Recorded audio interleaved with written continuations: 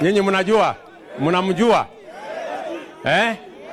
Anaitwa Rigathi Gachagua aka huyo Rigiji. Aje awasalimie.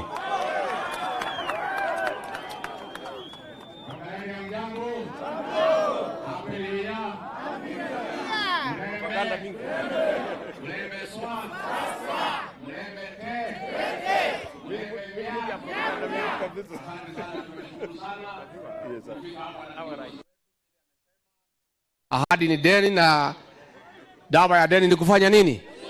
Tulikuwa hapa akaahidi ya kwamba atakuja kubadilisha maisha ya watu wa Bungoma. Na nyinyi watu ya Bungoma ni wangwana sana. Mulituombea mkatupatia kura. Sana huyu kiongozi wetu. Mimi hata hamkuwa mnanijua sana. Mkimsaidia huyu kiongozi nikapona hapo. Si nilipona? Na mnajua mimi nilikuwa na shida mingi. Si mnajua nilikuwa na matatizo mengi. Sasa mkisaidia huyu kiongozi wangu na mimi hapo nikapata bahati. Pia mimi nataka niseme asante. Mimi nafurahi, napongeza nyinyi kwa kumchagua huyu Shikati. Mjumbe wenu. Tulisoma na yeye university huyu. Wale walikuwa wanasema sijasoma, uliza huyu Shikati kama tulikuwa na yeye. Si kuna watu walikuwa wanasema mimi bado soma? Uliza Shikati tulikuwa na yeye University of Nairobi 1985 to 1988. Huyu Omwami huyu Lusaka tulisoma na yeye pia hapo katika University of Nairobi. Na ile mtu yote alisoma na mimi mambo yake inatembea sawa sawa. Si ndio? Mimi rais ni kuomba tu contractor, rais amefanya kazi yake. Wewe contractor usikie na usikie vizuri rais akiwa hapa. Ukifika hapa kazi yote ya ile tafanywa hapa, mafundi, carpenter, watu ya mkono ni watu ya hapa Naitiri.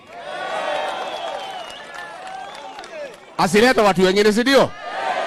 Contractor akuje na watu 3 peke yake. Yeye mwenyewe, engineer na accountant yule amebeba pesa.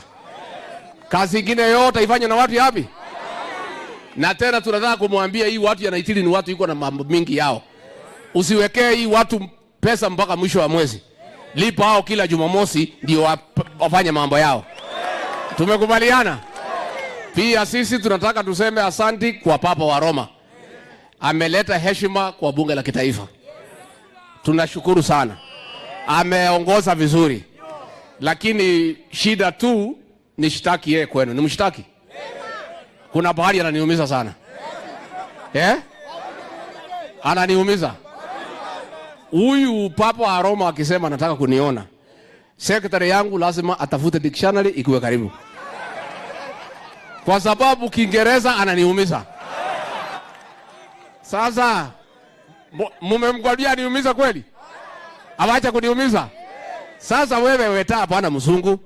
Si upunguza Kiingereza ukija kwangu. Lakini ukija hapa kwa watu ya Naitiri ukitaka kuumiza hawa na Kiingereza wewe endelea.